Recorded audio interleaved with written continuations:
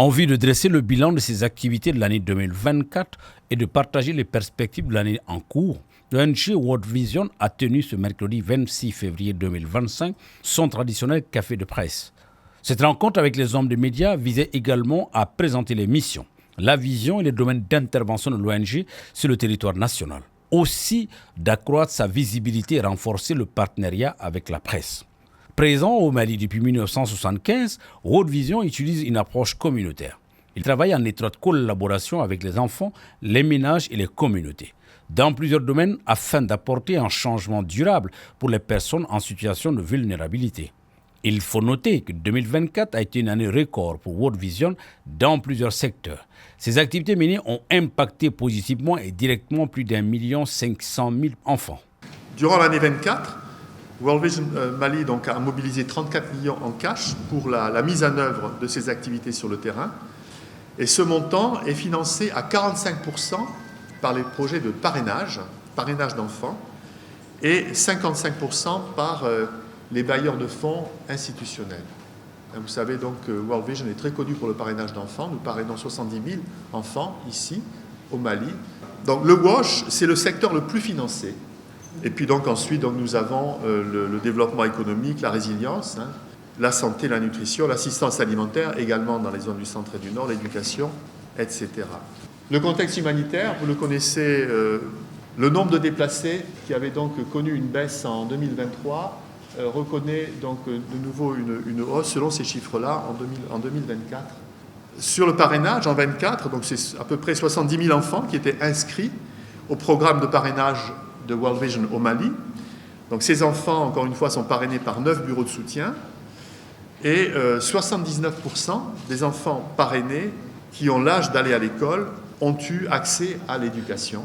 Le modèle éducatif que nous avons mis en œuvre a été ce qu'on appelle le projet Unlock Literacy, qui vise à améliorer les compétences en lecture des enfants. Nous avons également distribué 7800 moustiquaires imprégnés dans les ménages. Et dans le cadre de notre subvention avec Gavi, donc qui est le Global Alliance for Vaccination, basé à Genève, donc ce sont plus de 80 000 enfants, zéro dose et sous-vaccinés, qui ont bénéficié de cette vaccination de routine.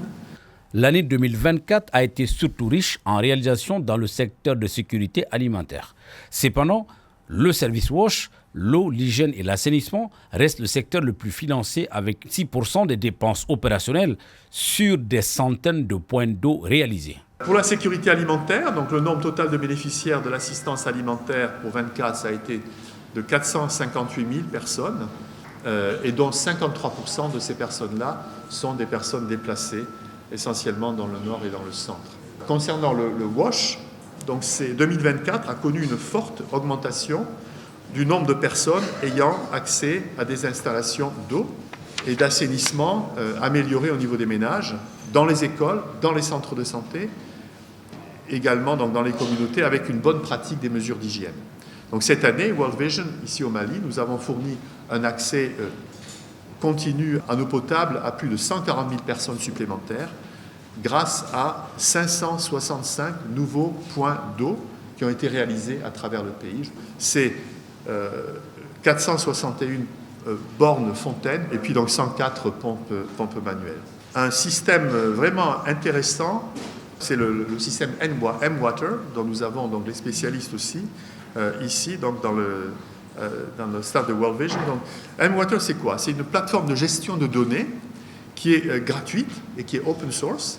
Et donc, toutes les caractéristiques du point d'eau sont dans le système. Et donc, le système, en fait, comprend une application mobile pour la collecte de données et également un portail en ligne qui va donc permettre de créer des enquêtes personnalisées.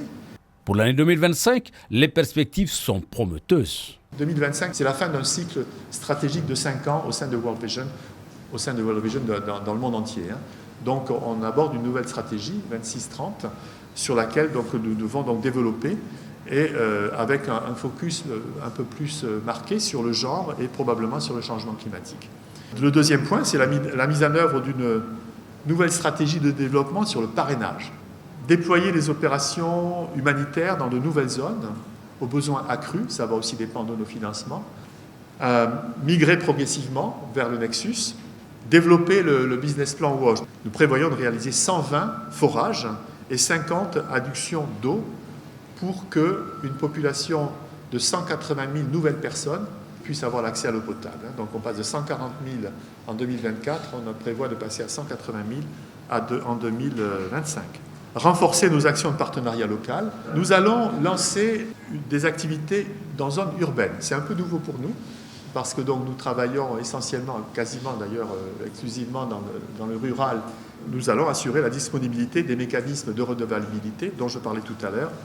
Dans le domaine du plaidoyer, quelles sont nos perspectives? Donc, d'une part, accroître la visibilité des réalisations de World Vision à travers le pays, mais nous souhaitons organiser donc des journées thématiques et des ateliers d'apprentissage. Nous souhaitons mettre en œuvre la campagne ENAF et enfin, donc, on souhaite démontrer l'impact du plaidoyer à travers l'utilisation des données CVA. Alors, c'est quoi ces données CVA?